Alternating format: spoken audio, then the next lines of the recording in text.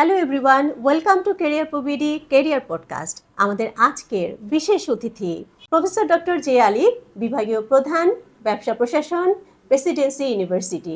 J Ali ভাই, কেমন আছেন? অনেক ভালো আছে। আপনি কেমন আছেন? আলহামদুলিল্লাহ, ভালো আছি। কেমন যাচ্ছে সময়? এই তো একটু ব্যস্ততার মধ্যে যাচ্ছে। আপনি জানেন যে আমি লেখালেখি করার কারণে বই মেলা নিয়ে একটু ব্যস্ত থাকতে হয়। আমার এমনি আগের থেকে 10টা বই মেলায় আছে। তো পাঠকরা বই নিচ্ছে, ফোন করছে, মতামত দিচ্ছি, বিভিন্ন টিভি চ্যানেলে সাক্ষাৎকার দিচ্ছি, সব মিলে একটু ব্যস্ত সময় যাচ্ছে ফেব্রুয়ারি অনেক মাসটা। ব্যস্ততা যাচ্ছে। আমরা জানি যে আপনি একই সাথে অনেকগুলো কাজ করছেন, আপনার খুবই ভার্সেটাইল ক্যারিয়ার।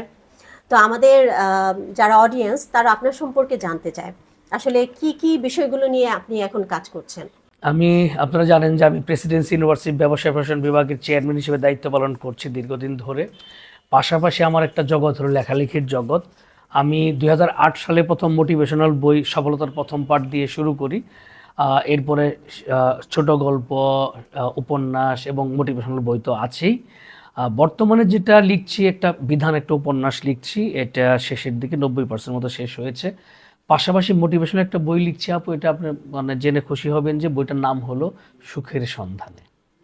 দারুণ চমৎকার নাম। এবং এর পাশাপাশি আমি ট্রেনিং করাচ্ছি কর্পোরেটিভ, বিশেষ করে সেলস ট্রেনিং করাচ্ছি, স্ট্রেস ম্যানেজমেন্ট নিয়ে কাজ করছি এবং আমার স্ট্রেস ম্যানেজমেন্টের বইটা খুব ভালো চলছে। এটা বাংলাদেশে প্রথম আমি এই বইটা নিয়ে আসি, স্ট্রেস ম্যানেজমেন্ট। এটার উপর আমি আবার ট্রেনিংও করাচ্ছি কর্পোরেট হাউসগুলোতে আপু। অনেক সুন্দর, আপনার মানে অনেক ভালো ভালো কাজ করেছেন, অনেক সুন্দর সুন্দর বই লিখেছেন। আমি নিজেও পড়েছি আপনার বই, চমৎকার বই, চমৎকার লেখা আপনার, অনেক অনুপ্রেরণামূলক। আমি একটু জানতে চাচ্ছি আপনার ক্যারিয়ারের স্টার্টিংটা আপনি কোথা থেকে শুরু করেছেন একজন প্রফেসর হিসেবে? আমি আসলে প্রথম শুরু করি সেলস প্রফেশন দিয়েই। আবুল খায়ের টোব্যাকোতে জব শুরু করি উত্তরবঙ্গে, পড়াশোনা শেষ করেই সেখানে 1-1.5 বছরের মতো ছিলাম আমি। এরপরে শিক্ষকতায় আসি, শান্তমারিয়াম ইউনিভার্সিটিতে লেকচার হিসেবে জয়েন করি। এরপরে এশিয়ান ইউনিভার্সিটি দীর্ঘ সময় 12 বছরের মতো। এশিয়ান থেকে আসি আমি স্কলার্স ইউনিভার্সিটি, এখানে 7 বছরের মতো ছিলাম। এবং আপনি জানেন যে স্কলার্স আবার আমাকে মহামান্য রাষ্ট্রপতির ট্রেজারার হিসেবে নিয়োগ দেয়। তো স্কলার্সটা আসলে আমার হাত দিয়েই ডেভেলপমেন্ট হয়। এরপরে গত 1.5 বছর হলো প্রেসিডেন্সিতে আছি আর কি। শিক্ষকতা পেশাতেই আসলে আমি খুব কমফোর্ট ফিল করি। চমৎকার, অনেক দারুণ ক্যারিয়ার জার্নি আপনার। এই যে কর্পোরেট থেকে একজন শিক্ষক হিসেবে আপনার যে ট্রান্সফরমেশনটা, তো এটাতে আপনি কোনো চ্যালেঞ্জ ফেস করেছেন?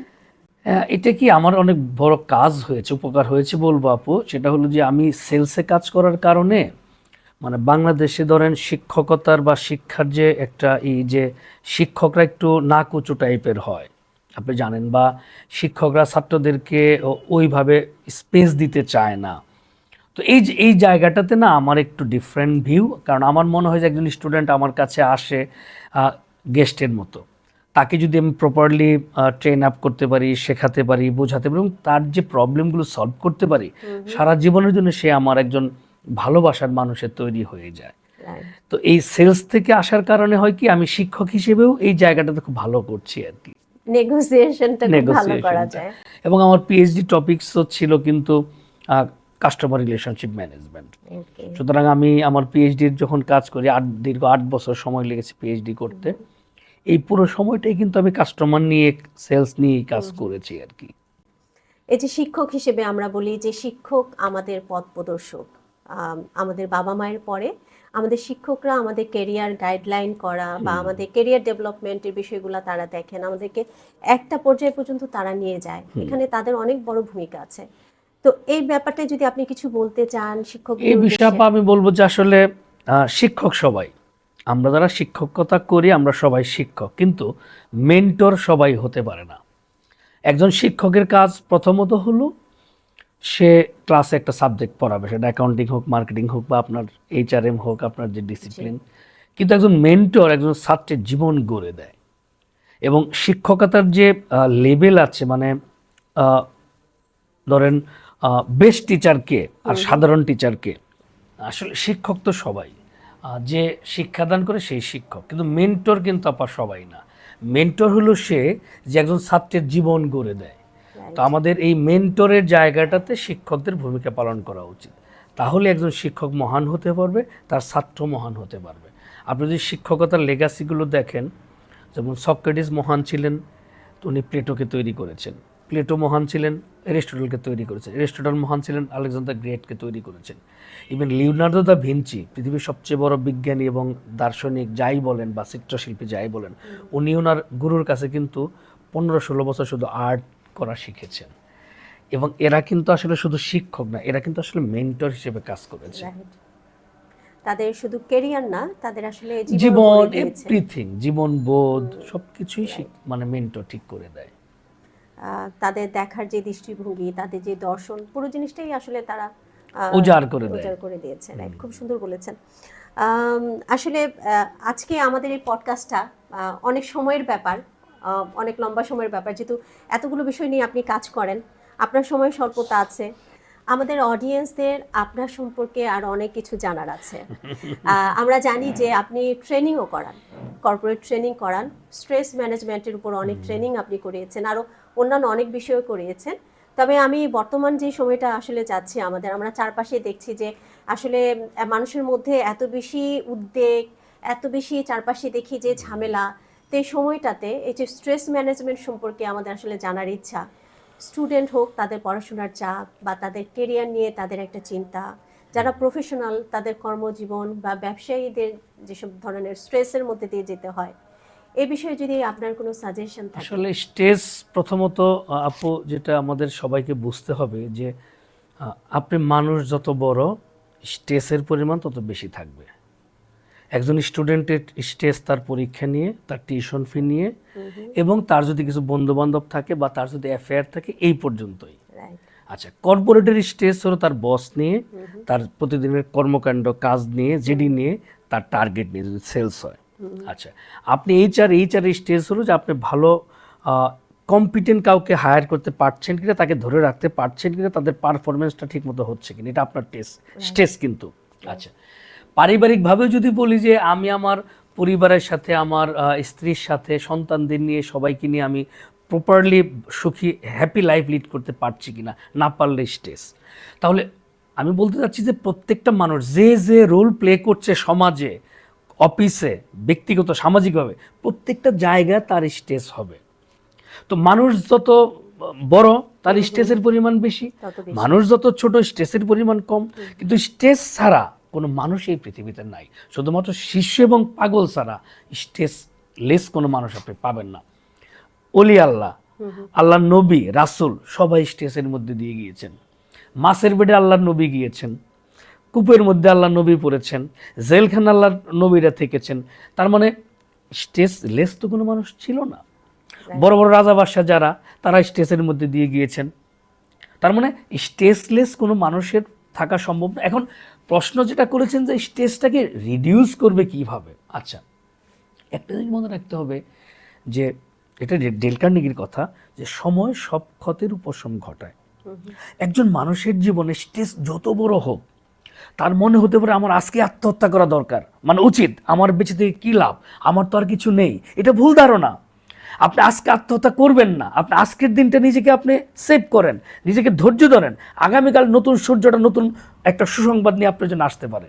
সুতরাং ধৈর্যের বিকল্প নেই এবং স্ট্রেসকে ফেস করতে হবে। আপনি মানুষের জন্ম নিয়েছেন, তাই না? সো মানুষের জন্ম নিয়েছেন বলেই আপনার স্ট্রেস আসবে, কারণ আপনার আনন্দের পরিমাণও তো অনেক বেশি, তো বেদনার পরিমাণও বেশি থাকবে। আপনি ফুল নেবেন, গোলাপ ফুল, কিন্তু কাটা নেবেন না। আপনি মধু নেবেন, পিওর মধু, হোল নেবেন না, তাহলে তো হবে না। চমৎকার বলেছেন। আপনারা যারা আজকে আমাদের পডকাস্টটি দেখবেন, তারা অবশ্যই জিয়ালি ভাইয়ের এই কথাগুলো মনে রাখবেন। আমরা মানুষ হিসেবে জন্ম নিয়েছি, আমরা যেই সময়টুকু স্ট্রেসের পরে আমাদের মেন্টাল কন্ডিশন থাকে, সেই সময়টুকু যদি নিজেদেরকে কন্ট্রোল করতে পারি আর স্ট্রং থাকতে পারি এবং পরের দিন নতুনভাবে আবার শুরু করব, সেটা যদি আমরা করতে পারি, তাহলে হয়তো আমাদের দিনটি বা আমাদের জীবন আরও সুন্দর আর সহজ হবে। অনেক ধন্যবাদ জিয়ালি ভাই, খুবই চমৎকারভাবে বলেছেন এবং আমার শুনেও খুব ভালো লাগছে। আমরা আমাদের পরবর্তী প্রশ্নে চলে যাই। সাহিত্য নিয়ে আমি একটু কথা বলবো। আসলে বর্তমান সময়ে আমরা জানি যে মানুষ বই পড়ার যে ঝোঁকটা, যেটা আমাদের সময় ছিল অনেক বেশি, এখন আস্তে আস্তে কমে যাচ্ছে। যেহেতু সোশ্যাল মিডিয়ায় সবাই খুব বেশি অ্যাক্টিভ, খুব সহজে তারা অনলাইনে স্ক্রল করে বিভিন্ন জিনিস দেখছে। তো এই যে বই পড়ার প্রতি আগ্রহটা কমে যাচ্ছে ডে বাই ডে স্টুডেন্টদের মধ্যে, বা অনেক প্রফেশনাল মনে করে, লাইক যেমন অনেক ডক্টর ইঞ্জিনিয়ার তাদের অনেক পড়াশোনা করতে হয়, তো তারা বই পড়ে হয়তো বা সময় নষ্ট হবে, বা এই বই পড়াটা কি তাদের জন্য সময় নষ্ট কিনা? আচ্ছা, এখানে দুইটা বিষয় আপনি বলেছেন। একটা হলো ছাত্রছাত্রীরা সোশ্যাল মিডিয়ায় প্রচুর সময় কাটানোর কারণে বই পড়তে পারে না, আর একটা ডক্টরি যে তারা কি গল্পের বই পড়বে কিনা বা সাহিত্যের বই পড়বে কিনা। প্রথমটা যদি বলি আপু, ছাত্রছাত্রী, একজন ছাত্রীর কি করা উচিত তাকে আগে ঠিক করতে হবে। তার জীবনের টার্গেটটা কি, তার লক্ষ্যটা কি, সেটা ঠিক করতে হবে। দেখেন, এই শহরে 10,000 মানুষের মধ্যে একজনের গাড়ি আছে, ভেরি ট্রু অ্যান্ড রিয়ালিটি। একজন আজকে যে ছাত্র, সে যদি মনে করে যে আগামী 10 বছর পর বা 20 বছর পরে 10,000 লোকের মধ্যে আমার একটা গাড়ি থাকা দরকার, তাহলে আজকে সে সোশ্যাল মিডিয়া ঢুকবে না, স্টপ করে দিয়ে সে পড়াশোনা শুরু করবে। Very simple. আর সে যদি মনে করে যে ঢাকা শহরে তোরাক পরিবহন লোকাল বাসে চড়বে, গরমে ঘামবে, ঝুলবে, ফ্যামিলি নিয়ে দুর্বিষহ জীবনযাপন করবে, সে সোশ্যাল মিডিয়ায় থাকবে। Choice is yours, decision is yours. একজন মানুষ যদি তার লক্ষ্যে ঠিক না থাকে, পড়াশোনা না করে, সে যদি মানে ফেন্সি টাইপের আনন্দ নিয়ে সে সময় অতিবাহিত করে, তার ভবিষ্যৎটা খারাপ হবে। সচেতন গার্ডিয়ানকে সচেতন হতে হবে, তার নিজেকে সচেতন হতে হবে। কেউ তো জোর করে বলেন আপনি ফেসবুকে থাকেন, আপনি সোশ্যাল মিডিয়ায় থাকেন। আমি নিজেকে কন্ট্রোল করব। আজকে আমি এই চেয়ারে কেন, আপনি এই চেয়ারে কেন, শুধুমাত্র পড়াশোনা করেছি বলে, অন্য কোনো যোগ্যতা না। এটা ছাত্রদের বুঝতে হবে। সুতরাং কোনো বিকল্প নেই। বাবা, তুমি যদি মানুষের মতো মানুষ হতে চাও, সমাজে মাথা উঁচু করে দাঁড়াতে চাও, একটা চেয়ার পেতে চাও, পাত্তা পেতে চাও, তাহলে পড়াশোনার কোনো বিকল্প নাই। তুমি পড়াশোনা রাতে করবে না, দিনে করবে, সোশ্যাল মিডিয়া থেকে করবে না থেকে, it's up to you. But পড়াশোনা ছাড়া কোনো বিকল্প নেই। কেউ জীবন উন্নতি করতে পারে না পড়াশোনা ছাড়া। অনেকে বলে যে পড়াশোনা ছাড়া অনেক কোটিপতি হয়, এটা ভুল ধারণা। এটা exception. Exception can not be example. Very simple. আর ডক্টর ইঞ্জিনিয়ারের কথা যেটা বলেছেন আপু, দেখেন, একজন ইঞ্জিনিয়ারকে দুই প্রকার। এক প্রকার ইঞ্জিনিয়ার বা ডক্টর, সে নিজে তার প্রফেশনে সফল হয়। আরেক প্রকার ইঞ্জিনিয়ার বা ডক্টর, সে নিজে ইঞ্জিনিয়ার এবং উদ্যোক্তা হয়। আপনি কোনটা হতে চান? আপনার ওয়াইডনেসটা বা ব্রডনেসটা কোন লেভেলে যেতে চান? যদি ওয়াইডনেসটা অনেক বড় লেভেলে যেতে চায়, বড় উচ্চতায় যেতে চায়, তাহলে তাকে বই পুস্তক পড়তে হবে। এবং সেটা পাঠ্যপুস্তক না, সাহিত্যের বই, দর্শনের বই, জ্ঞানের বই, ইতিহাসের বই। তাহলে তার ভেতরটা আলোকিত হবে। অনেক অনেক চমৎকার বলেছেন। আমরা পাঠ্য বইয়ের পাশাপাশি আমাদের আসলে সাহিত্য চর্চা করা দরকার, এবং এই বইগুলো অনেক মানুষ তাদের জীবন থেকে নেওয়া শিক্ষাই বইতে তুলে ধরে, এবং সেগুলা পড়ার মাধ্যমে আমাদেরও অনেক লার্নিং হয়, আমরা আমাদের জীবন দর্শনও অনেক পরিবর্তন হয়। তো আমাদের পাঠ্য বইও পাশাপাশিও আমাদের গল্পের বই পড়া উচিত। থ্যাংক ইউ জিয়ালি ভাই। আমরা একেবারে আমাদের পডকাস্টের শেষের দিকে চলে আসছি। আপনার কাছে আমাদের প্রশ্ন, এই যে আপনি এত কিছু একসাথে করছেন, শিক্ষক, আপনি একজন সাহিত্যিক, লেখক, পাশাপাশি হচ্ছে একজন ট্রেনার, তো কিভাবে ব্যালেন্স করছেন? আপনার স্ট্রেস ম্যানেজমেন্ট কিভাবে করছেন? এটা হলো যে আমার আসলে প্রতি সপ্তাহের কাজগুলো আমার আগের থেকে সিলেক্ট করা থাকে। যেমন ধরেন, আজকে শুক্রবার আমি বইমেলা যাব, আপনার এটা শেষ করে আগামীকাল আমি একটা ইউনিভার্সিটির কনভোকেশনে থাকব। এরপরে রবি সোমবার আমার ইউনিভার্সিটিতে সময় দিব। মঙ্গলবার আমি আবার হাইটেক ফার্নিচার একটা ট্রেনিং করাবো। বুধ বৃহস্পতিবার আমি শুক্রবার পর্যন্ত আমি আমার ইউনিভার্সিটিকে সময় দিব। অর্থাৎ প্রত্যেকটা দিন আমার এবার সিলেক্ট করা থাকে। আর আমি যদি কোনো বন্ধের দিন বাড়িতে না থাকতে পারি, ফ্যামিলিতে সময় দিতে না পারি, এটা আমার ওয়াইফকে আমি আগে খুব পজিটিভলি উপস্থাপন করি। তখন সে আমাকে বলে ঠিক আছে, এটা দরকার, এটাই তুমি যাও। অর্থাৎ সে আমাকে উইলিংলি যাওয়ার জন্য উৎসাহিত করে। তো এই যে ওয়ার্ক লাইফ ব্যালেন্সটা, এটা কিন্তু খুব জরুরি।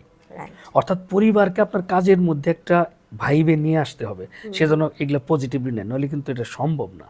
আর সবচেয়ে বড় ব্যাপার, যখন আপনি ফ্যামিলিতে ঢুকবেন, মানে সারাদিন কাজ করার পরে বাসায় যখন ঢুকবেন, যাওয়ার পরে যখন ওই মানুষগুলোকে, ছেলে মেয়েকে বা ওয়াইফকে বা হাজব্যান্ডকে ওই সময়টা যেন আমরা পরিপূর্ণভাবে দিই।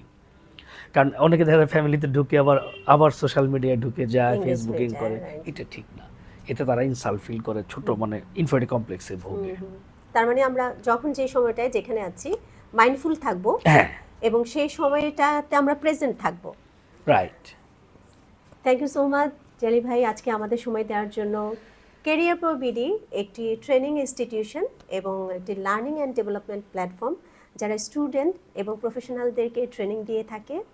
আজকে পডকাস্টে আপনাকে পেয়ে ক্যারিয়ার প্রো আপনাকে অনেক ধন্যবাদ। ক্যারিয়ার প্রোর সাথে আমি দীর্ঘদিন ধরে আছি, আপনাদের ব্যানারে অনেক ট্রেনিং করিয়েছি এবং আপনার টিমটাকে আমার অনেক ভালো লাগে। আপনারা দেশের ডেভেলপমেন্ট নিয়ে কাজ করছেন, ক্যাপাবিলিটি বিল্ড আপ নিয়ে কাজ করছেন, এটা আসলে আমাদের জন্য খুব একটা মানে ভালো লাগার জায়গা। ধন্যবাদ আপু আপনাকেও আমাকে এখানে আমন্ত্রণ জানানোর জন্য। আসসালামু আলাইকুম। Thank you so much.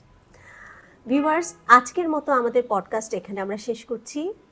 আগামী আরেকটা পডকাস্টে আমরা আসবো খুবই শীঘ্রই আরেকজন সাবজেক্ট ম্যাটার এক্সপার্টকে নিয়ে। আজকে আমাদের টপিক ছিল স্ট্রেস ম্যানেজমেন্ট এবং তার পাশাপাশি আমরা অনেক কিছু জানতে পারলাম আমাদের অতিথির কাছ থেকে। ধন্যবাদ আপনাদেরকে আমাদের সাথে থাকার জন্য। আমাদের পডকাস্টটি ভালো লাগলে লাইক দিবেন, শেয়ার করবেন এবং আমাদের সাথেই থাকবেন। ধন্যবাদ।